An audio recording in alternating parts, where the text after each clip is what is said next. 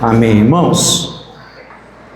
Nós vamos dar continuidade à nossa série de reflexões, Soberania das Esferas, o tema, onde a gente está vendo cada significado da vida, esse significado atribuído por Cristo. E a gente falou sobre casamento, e algumas semanas atrás comecei falando sobre educação. Hoje é a última sobre educação. Eu gostaria que você abrisse comigo a sua Bíblia em 2 Timóteo, capítulo 3. Nós vamos ler os versos 16 e 17. 2 Timóteo, capítulo 3, verso 16 e 17.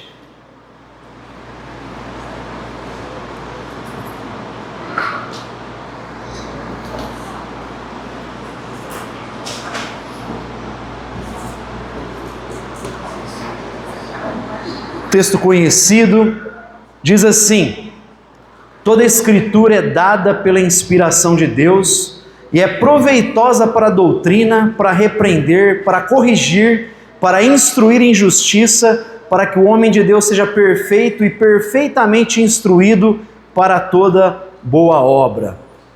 Te damos graças, Pai, pela Tua palavra e pedimos que o Teu Espírito venha trazer o entendimento dela a fim de que nós venhamos a viver todos os princípios para a nossa vida, em qual área que seja, possamos ser completamente submissos ao significado que o Teu Filho atribuiu para a realidade, e nós queremos estar debaixo desse significado, acolher esse significado, viver essa verdade e, acima de tudo, transmitir para os nossos filhos. É o que nós te pedimos em nome do Teu Filho Jesus. Amém. Meus irmãos, em 2012, um professor de inglês chamado David McCullough Jr., sendo paraninfo de uma turma no Massachusetts, ele disse algo que gerou um choque nos ouvintes e o discurso dele repercutiu em vários países. E uma das falas dele dizia para as crianças, para os adolescentes ali: vocês não são especiais. Diferente do que vocês ouvem o tempo todo, ele disse naquele discurso: vocês não são especiais. Até porque se todos fossem especiais, ninguém seria especial, né? E aí ele vai tratando a educação que super protege, que trabalha sempre de uma maneira positiva, que só trabalha a autoestima e que não prepara para a vida. O mundo que nós vivemos, ele repete: você é único, siga o seu coração, crie a sua própria verdade. Então aquelas palavras daquele professor pareciam ofensivas num primeiro momento, mas o ponto dele era claro, como eu disse: se todo mundo é especial, ninguém é especial. O que esse professor falava estava expondo algo mais profundo, que é a educação do nosso contexto. Ele mostrava a crise da educação moderna. Nós vivemos uma educação que exalta o homem, centraliza o eu e desconecta o sujeito da própria realidade objetiva. A gente falou isso um pouquinho na última reflexão, e é aqui que nós precisamos entender um pouquinho mais a fundo. Porque quando nós analisamos essas críticas feitas por ele, quando nós analisamos a educação do nosso contexto, nós percebemos que toda educação ela parte de um pressuposto. Toda educação ela tenta responder uma pergunta fundamental, que é: o que é a realidade? Afinal, o sujeito está na realidade, mas o que é a realidade que a gente está interagindo o tempo todo? E a educação tenta responder isso. Na nossa última reflexão, eu parti desse ponto. A educação tenta definir o que é a realidade para que o sujeito se relacione com ela, ou se adeque a ela, ou, no nosso caso, transforme ela, que é o cenário que a gente vive hoje. Quem define a realidade vai definir o que é o homem. E quem define o que é o homem, define o que é a educação. Toda educação parte de uma visão do que é o ser humano, e antes do que é a própria realidade. Então o mundo que a gente vive vai dizer que a realidade é matéria, vai dizer que o homem é autônomo, e que a verdade é relativa. Mas a Escritura, ela é muito clara para nós. A Escritura vai dizer que Deus é absoluto. A Escritura vai dizer que a verdade, ela é revelada.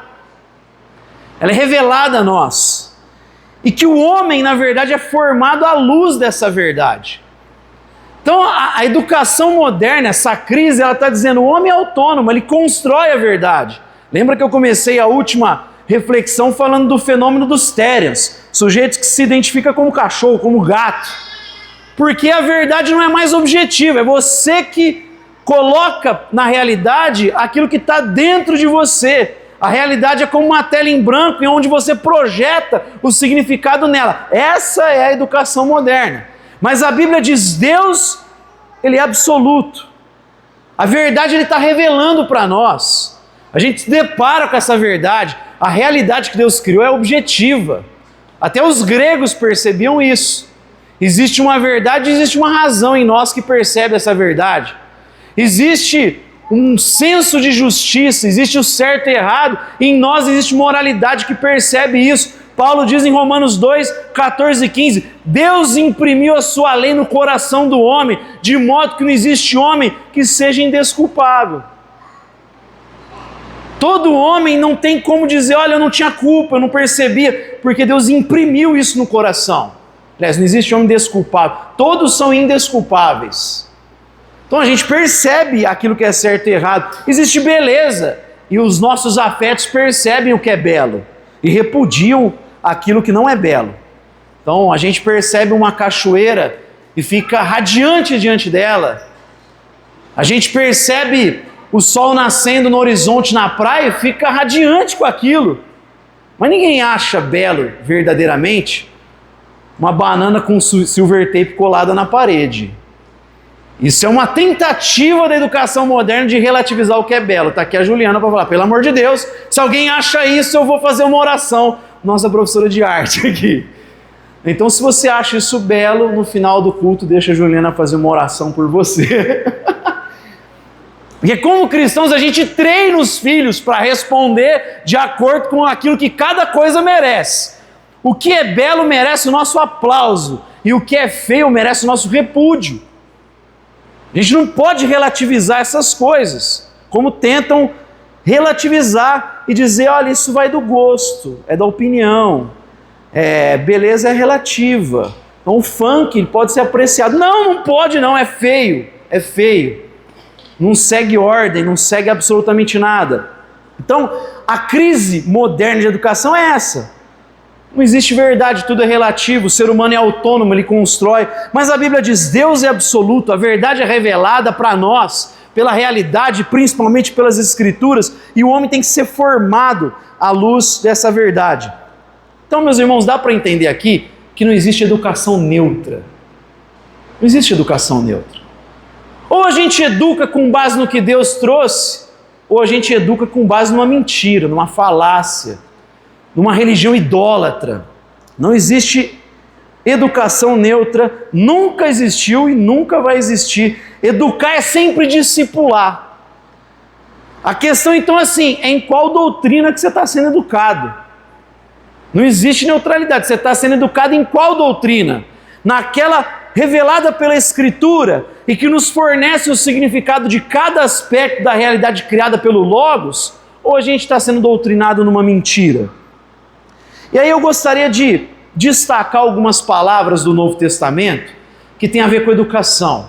Existem muitas palavras que especialmente o apóstolo Paulo usa sobre educação. Eu vou pensar as principais delas no Novo Testamento para que a gente viva a educação, exerça a educação de acordo com a palavra de Deus, com essas verdades.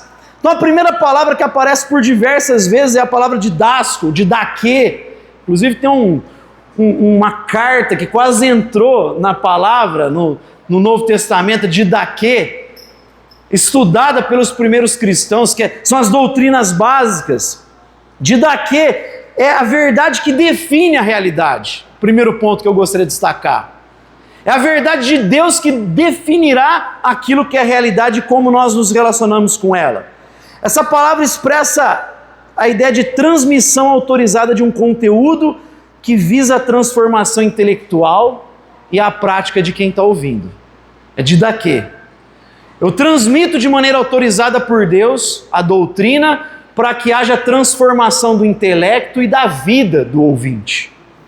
Colossenses 2,7: enraizados e edificados nele, firmados na fé, como foram ensinados, transbordando de gratidão, Paulo fala.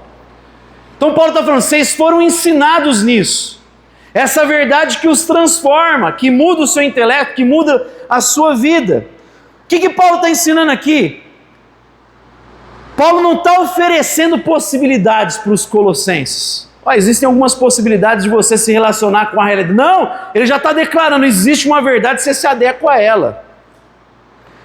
Ele está declarando para os colossenses e para nós hoje o que é a realidade. Nós precisamos nos adequar à realidade que Deus criou, do modo como Ele criou. Eu repito aqui, na escola, se Cristo criou todas as coisas, nós devemos nos relacionar com elas de acordo com o manual de instruções de Deus, que é a palavra. Quando você compra um negócio e vai montar lá na sua casa, um móvel ou qualquer outra coisa, você compra um eletrônico, vai conectar, a gente geralmente olha o manual de instruções. Não dá para você usar um objeto fora do significado que Deus atribuiu. Você pode até tentar fazê-lo, mas ele não vai ser eficiente. Um exemplo que eu dou para os meninos direto lá é tipo, você pode tentar jogar tênis com uma guitarra, mas vai durar pouco tempo. Uma hora ela vai quebrar, você vai perder todos os jogos possivelmente, porque ela é pesada. Você pode até tentar conseguir dar umas rebatidas, uma ou outra, mas você vai perder e não vai ser eficiente, vai quebrar, porque ela não foi feita para essa função. Ela foi feita para uma função de música. E a mesma forma que nós estamos analisando aqui, soberania das esferas cada esfera que Deus estabeleceu tem que ser soberana, ela tem que ser respeitada o significado que Deus colocou. Uma não pode anular a outra. Então Deus criou uma função para o casamento, Deus criou uma função para a educação, Deus criou uma função para o Estado, que a gente vai ver lá perto de outubro, na eleição, para a gente discutir isso. Deus criou uma função, eu não posso querer enxergar o Estado de uma maneira que não foi aquela atribuída por Deus. É por isso que muita gente flerta com ideologia anticristã, porque está lidando com a realidade não do modo que Deus colocou, mas de um jeito que foi ensinado, ou seja, um falso ensino. Então Paulo primeiro não está oferecendo possibilidade para a educação. Não, vamos incentivar as crianças, colocarem para fora aquilo que está dentro. O que está dentro de uma criança, irmão? O que a criança sabe da vida? Aqui em Ribeirão Preto, essa semana, num colégio aqui próximo, teve uma diretora incentivando os cartazes, seja o que você quiser ser. Todo esse discurso woke LGBT, a diretora incentivando aqui no Anísio Teixeira. Uma outra escola, que inclusive eu estudei lá, colocou um terceiro banheiro agora.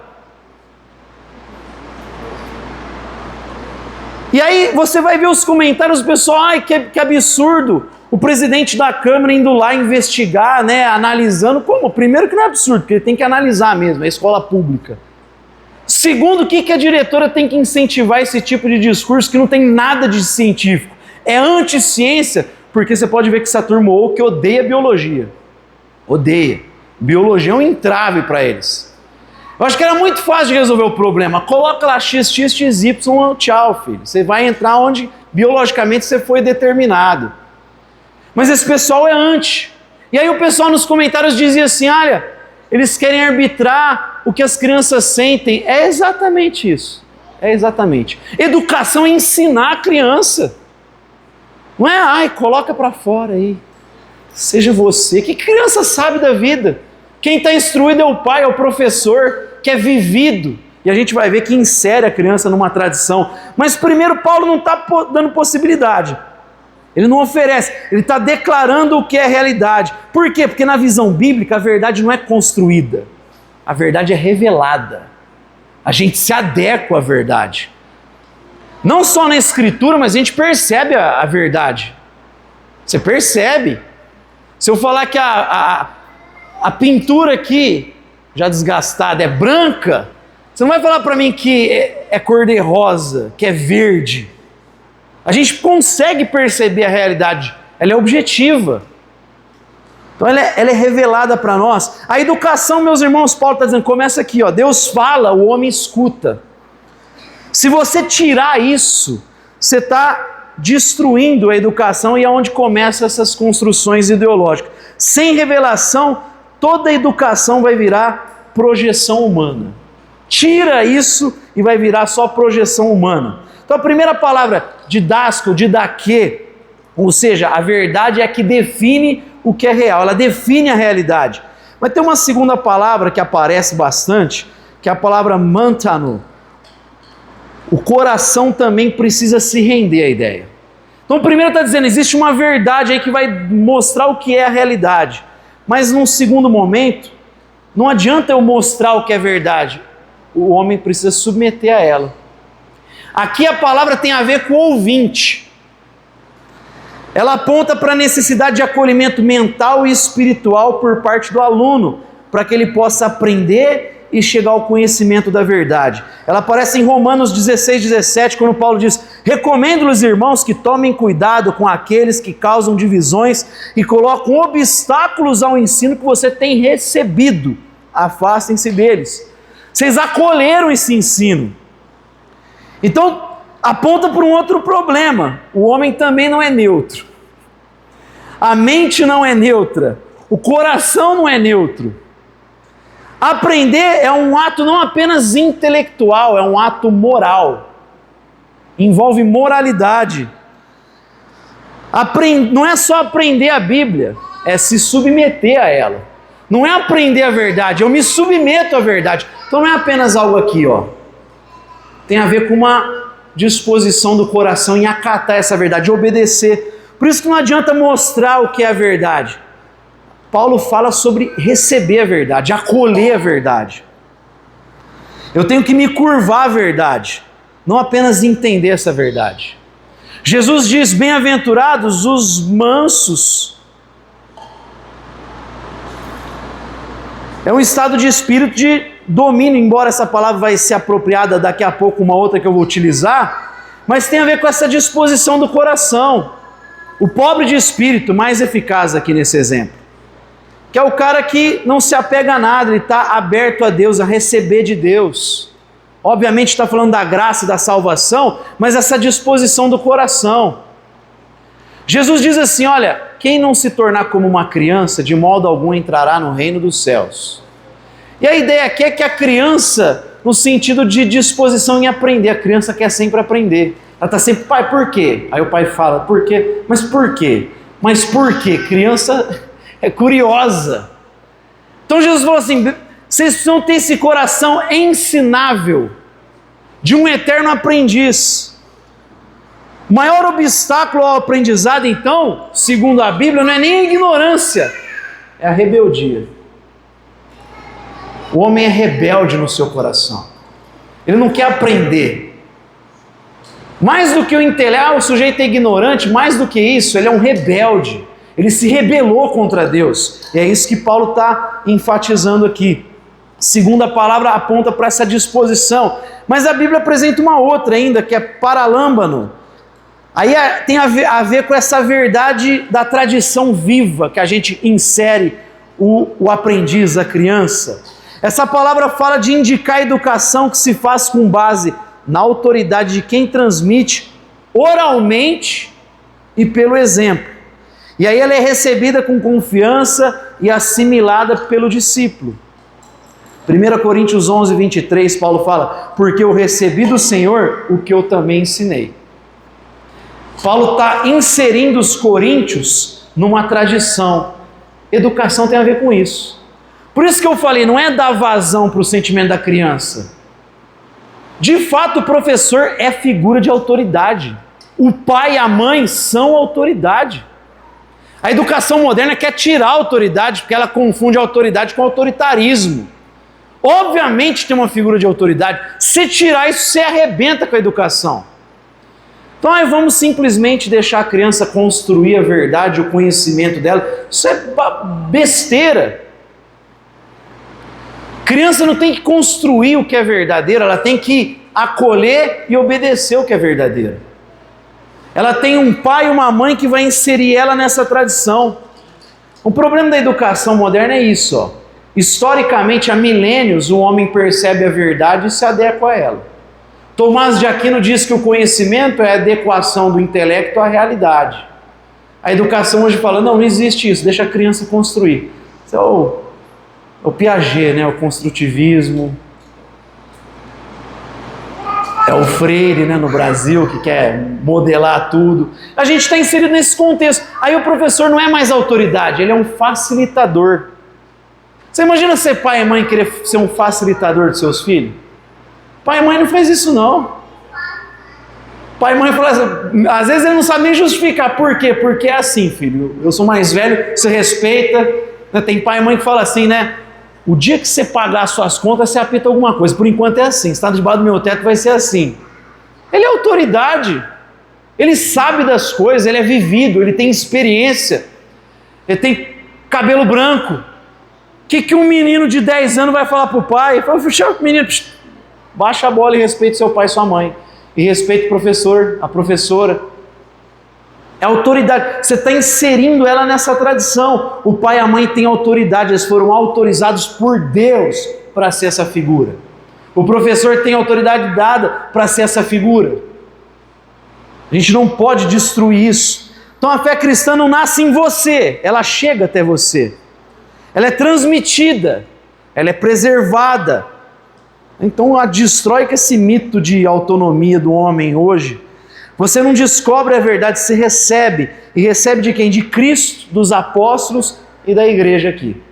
Você está recebendo isso há séculos, essa verdade. A gente simplesmente a reverencia, respeita, acolhe aquilo que é verdadeiro. Foge desse snobismo cronológico que o C.S. Lewis falava, que a gente acha que hoje, por causa do Google, da tecnologia, a gente sabe muito mais que os caras lá atrás. Sabe nada. Os caras tinham um estudo bem melhor que o nosso, vou te falar, viu? Mas muito melhor que o nosso. Pega Lutero, por exemplo, mesmo sendo um cara... Lutero era boca suja, tá? Ele era bem... Tem um livro aí dele, Conversas ao Redor da Mesa, que ele discutia teologia lá na taverna, tomando cerveja com o pessoal, e ele era bocudo. Mas você pega a educação e instrução dele, o cara sabia de matemática, aritmética, música, sabia de tudo. A instrução que eles recebiam era muito boa, perto da nossa. O trivium, quadrivium, era muito mais conteúdo do que hoje, eu vou te falar. A gente tem informação hoje, muita, rápida, mas os caras tinham uma mente brilhante.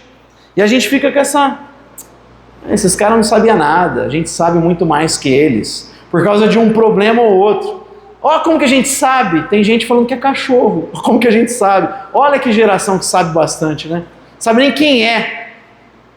E a gente fica esnobando todo mundo lá atrás, ao invés de aproveitar tudo aquilo que é bom, que eles nos passaram, e recebermos. O pai e a mãe têm que inserir o filho nessa tradição, o professor também. O homem moderno quer criar a verdade, o cristão ele aprende a receber essa verdade. Deixa eu correr para a gente não ficar muito extenso. Uma quarta palavra, a palavra notetel. A ideia aqui é que a educação confronta a queda. A palavra fala da necessidade de instruir mediante correção verbal, por admoestação, advertência, apontar erros e falhas de conduta, de crença, visando corrigi-las. O verbo indica a luz de seu sentido original. Isso se faz corrigindo o pensamento, a mente, colocando-a na direção certa.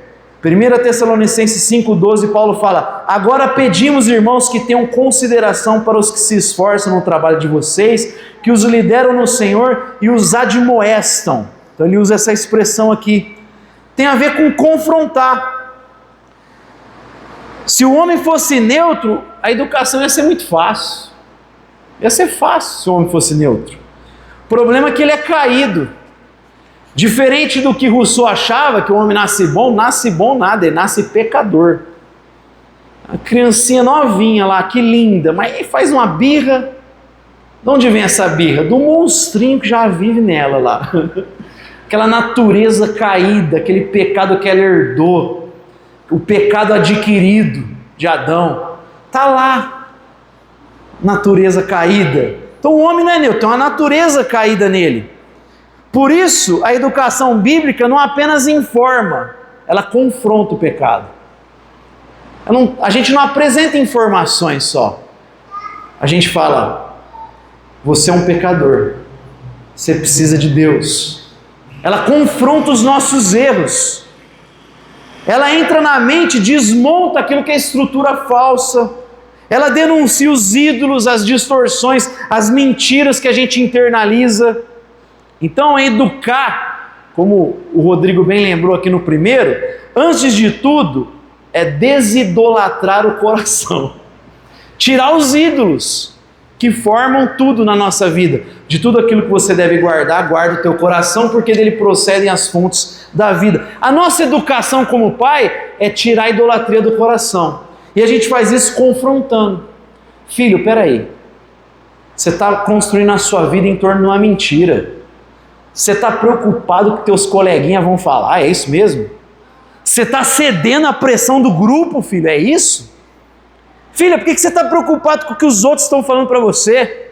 A tua identidade é construída por Deus, não é pelos seus amigos. Como a gente tem que falar para o nosso coração adulto também. Não é o aplauso que te faz ser quem você é. O aplauso ou não aplauso, aprovação ou não aprovação, é a tua fidelidade ao que Deus colocou nas tuas mãos. Tua identidade é formada pelo que Deus diz, não pelo que o outro fala. E às vezes a gente é tentado a viver sobre isso. Busca aprovação no outro. São os amigos de Daniel lá, pressionados. Eu acho bom você ajoelhar para a estátua aí. Vou fazer a música tocar só para vocês aqui. Ninguém vai saber, só ajoelha. E os amigos de Daniel, não vou ajoelhar não. Olha, eu posso até morrer na fornalha, mas eu não vou ajoelhar. Meu coração pertence a Yahvé. É aí que a gente tem que confrontar os nossos filhos, os nossos discípulos e o nosso próprio coração. Outra palavra que aparece, eu estou caminhando aqui, com a graça de Deus para encerrar. Você me concede 5 minutos? Concede? Então já ganhei 5, 10, 15, 20. Vamos lá, paideia, palavra que tem a ver com a graça que disciplina. Paideia no mundo grego é treinar uma criança, então envolve a ideia também nos gregos de castigar, disciplinar, corrigir no grego clássico. Paideia é isso. Claro que Paulo traz a ideia de paideia para a comunidade da fé, onde a criança é treinada, disciplinada. Só que essa palavra hoje ela é mal vista na disciplina, o pessoal não gosta dessa palavra. A educação moderna repudia a disciplina. Onde já se viu você disciplinar o seu filho? Que absurdo isso! Vara da disciplina? Que absurdo! Para mim nem era só vara, tinha um monte de coisa, né? Aproveitar aqui. Tinha vara mais, né? Pegava a vara e fazia a gente colher a vara, minha mãe. Eu colhia a vara lá, tipo, olha a pressão psicológica. Aí ia cortando lá, já sabia que eu ia. A vara da disciplina. E tem gente que fala, isso é um absurdo. Chega dessa educação retrógrada. Onde já se viu você disciplinar? Você machucar um filho? A gente conversa com a criança. Quer dizer, o que você está dizendo? Que o seu método é melhor que o de Deus. Que a disciplina está na Bíblia, a vara da correção. Aí o adulto hoje fala assim, não, isso aí já é ultrapassado. Eu costumo, você que é o bichão mesmo, Deus não sabe das coisas, você que sabe. Eu é que sei. A Bíblia diz que em alguns momentos, com moderação, obviamente, estou falando para você espancar teu filho, obviamente que isso é errado, você conversar com ele e mostrar. Os meus filhos, quando eu disciplinei, às vezes eu falava no caminho, estava em algum lugar, aprontava, eu falava, você vai ser disciplinado. Aí já sabia. Aí começava, não, uma. Aí a partir daí eu só contava quantas ia ser. Aí já parava na segunda, né? Aí no caminho dava tempo de sossegar, chegava lá, por que você vai ser disciplinado? Porque eu fiz isso, isso e isso. E por que eu tenho que te disciplinar? Ele sabia responder. Porque eu tenho que aprender a acatar o que é certo, eu tenho que aprender que tem limite, eu tenho que respeitar a sua autoridade, para que depois não se torne uma criança sem freio, que não vai respeitar nem a polícia. Esses dias saiu um vídeo de um policial agredindo um aluno, mas você viu o jeito que ele respondeu ao policial? Não encosta em mim! Olha, já mostra o tipo de educação que recebeu. Sem limites, sem respeito à autoridade. Irmão, eu já fui parado errado pela polícia no trânsito. E eu nunca respondi um policial de maneira... Ô senhor, com respeito, porque ele é uma autoridade na sociedade. E o cara me respeitou por isso. Não foi sem educação comigo. Agora, o pessoal fica indignado do policial fazer uma simples abordagem, às vezes que é o papel dele, né? Olha, desce do carro, dá o documento. Você já viu gente responder assim, pô, eu sou trabalhador. Gente, é o papel da polícia fazer isso. E tem gente que acha absurdo, por causa dessa educação que não reconhece autoridade, limite. Então, a disciplina faz parte. 2 Timóteo 2,25, deve corrigir com mansidão, obviamente. A correção é com mansidão. Aos que lhe opõem, ele está falando inclusive, na esperança de que Deus conceda arrependimento, levando ao conhecimento da verdade. Quem se opor à verdade, Paulo fala, disciplina com mansidão. Quem sabe Deus traz graça para esse pessoal. A graça de Deus, ela não é passiva.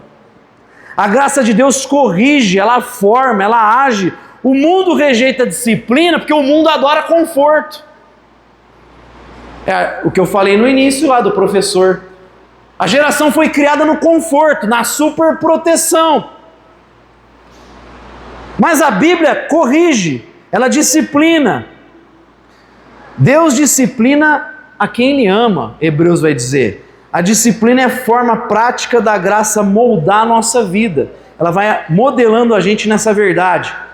Outra palavra, irmãos, é a palavra que a partir dela catequese, né? O pessoal do mundo católico e reformado usa isso. Catequese, uma expressão bíblica. A verdade, ela precisa ocupar espaço.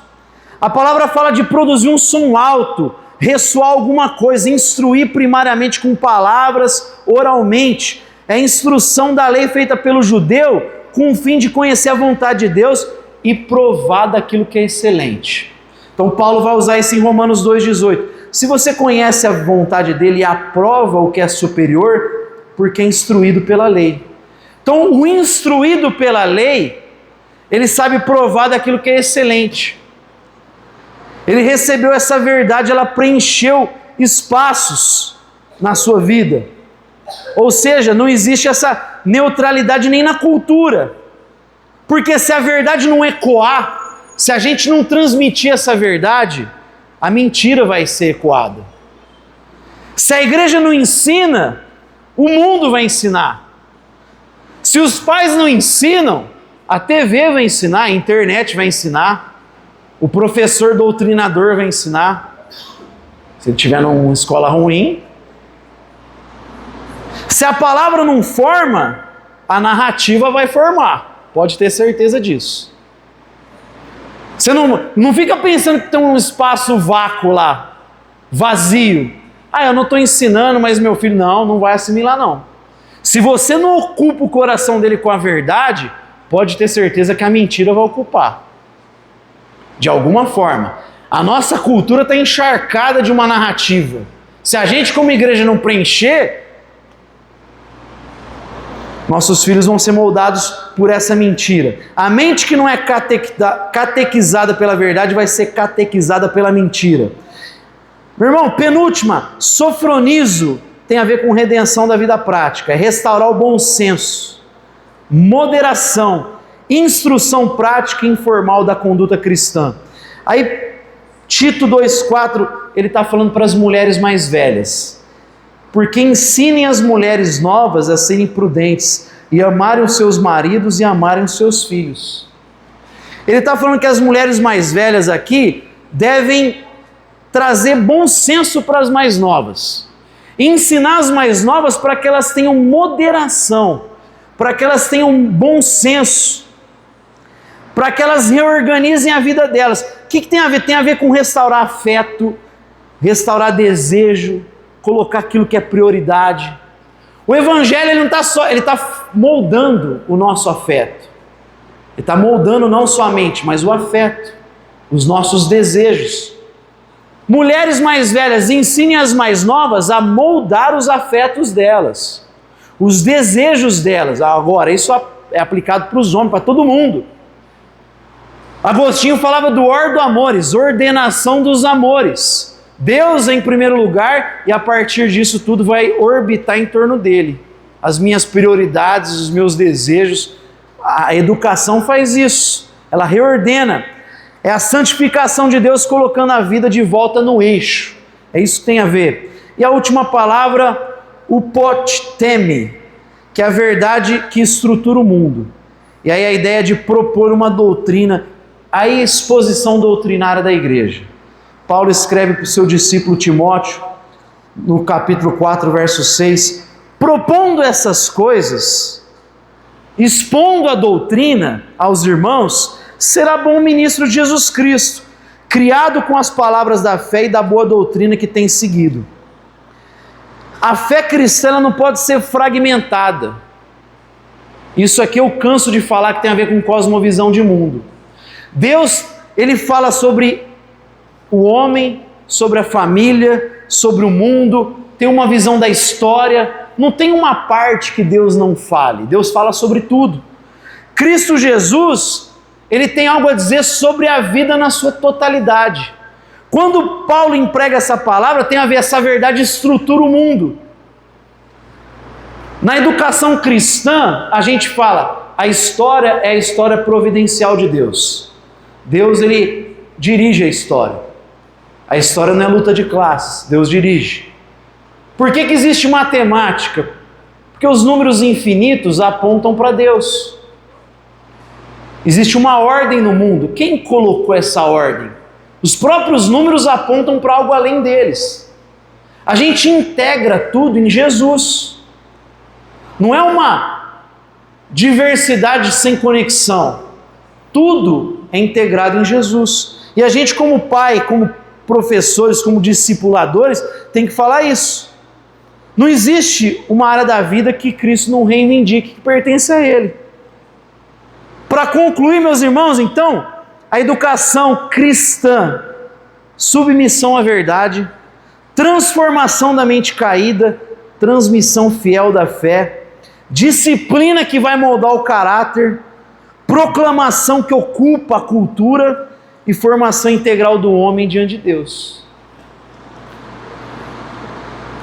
Eu pergunto para você, quem está educando a tua mente hoje? Quem está educando a mente dos seus filhos? O que está moldando a percepção deles da vida? Deus está formando a tua mente, a mente da tua casa? Ou a tua casa está à mercê desse mundo, das falsas filosofias? Se Cristo não formar a nossa mente, pode ter certeza que quem vai formar vai ser o adversário da igreja. Amém? Se puder ficar de pé.